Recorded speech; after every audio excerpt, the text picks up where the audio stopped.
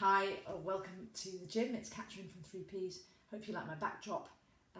It's a fantasy. I could be on a beach, but I'm not.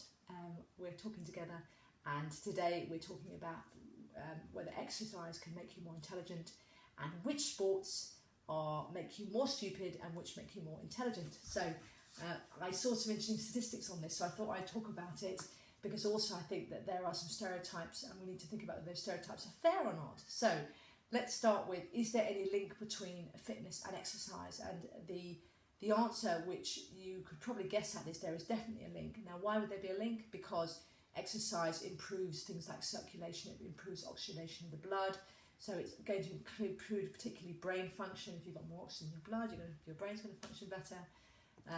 It's also going to improve things like sleep, so you're going to feel more rested and more alert. So if we come over the sort of the base level, which is that exercise will actually improve your brain function, then it should have an effect on your intelligence. So then we have to ask, well, what effect does it have on your intelligence? And of course, they have done some research on this.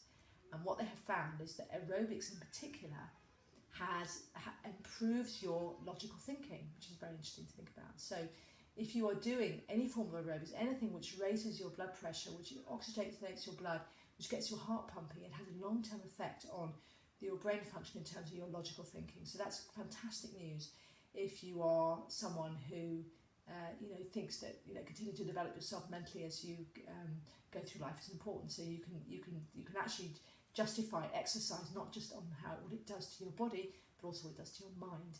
So that's aerobic exercise. What about other forms of exercise? Well, the next one that you think might have an effect would be yoga.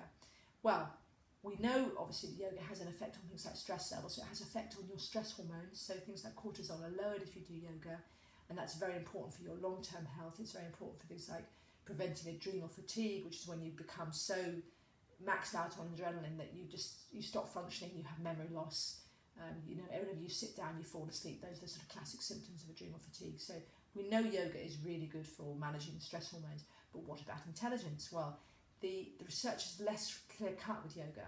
So there may be a marginal improvement, but it's not massive. So what I would say is yoga is not going to make you Einstein, but it does have other really, really good effects on your mental state because of its anti-stress properties. It's also, yoga is fantastic for massaging your internal organs, which actually means that it's really good for getting toxins out of your body. So there's lots of other health benefits of yoga. Okay, let's talk about the big one, which is weight training.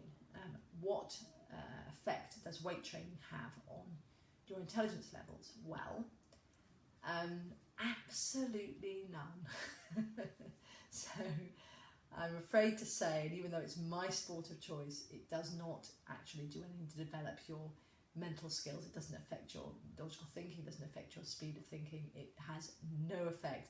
So basically, once an idiot, always an idiot. So if you are looking to develop yourself mentally, you'll have to do more than go and pump some iron at the gym if you want to do that. So that's a shame. But obviously weight training has other good benefits. So, any sort of weight training, whether it be weights or weight bearing, has an amazingly positive effect on things like your bone density. So it helps with things like osteoporosis in women post-menopause. It's fantastic for maintaining your weight because you're developing your muscle. Your muscle burns calories, and you are much more able to manage your weight if you carry muscle. Obviously, muscle also allows you to function optimally during the day, because you can get around without feeling exhausted. So there are lots of good reasons to weight train, but I'm afraid it's not about intellectual capacity. Now, having gone through those talked about what is the link between exercise and intelligence, the other thing I wanted to say is that I think it's really important that people don't assume that it's either or. So the idea that you either have to work on your brain or on your body, that you can't do both. In a previous life, when I worked in the city, I worked with lots of men who were very, very high functioning mentally, and they prided themselves on doing absolutely nothing with their body from the neck down. They literally didn't eat properly, didn't exercise.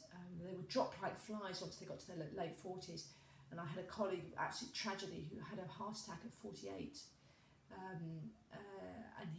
But he was a brilliant mind, but he never did anything about his body. And so, those who are super intelligent out there, they're as bad about this as the super muscly. The two sides need to meet. We need to make sure that everybody's getting the gym and everybody's also exercising their brains. We should be doing both. Now, I'm a personal trainer, but I also write books. I said I had a previous life in the city, so I tend to do both, and I always have done both. And I would encourage you, if you're watching this, to do both. So be, exercising your mind, continuing to learn and to educate yourself, and also to be exercising your body. So that's working really well. So that's what I'm going to say. It's all about balance. If you are interested in anything around mental resilience, fitness, weight loss, the mind-body connection, then this is the channel for you. Just press below to subscribe.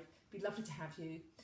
There's lots of videos on here to watch. We've also got a Facebook page, which is facebook.com/3Ps Media, and we have a website where there are lots of recipes.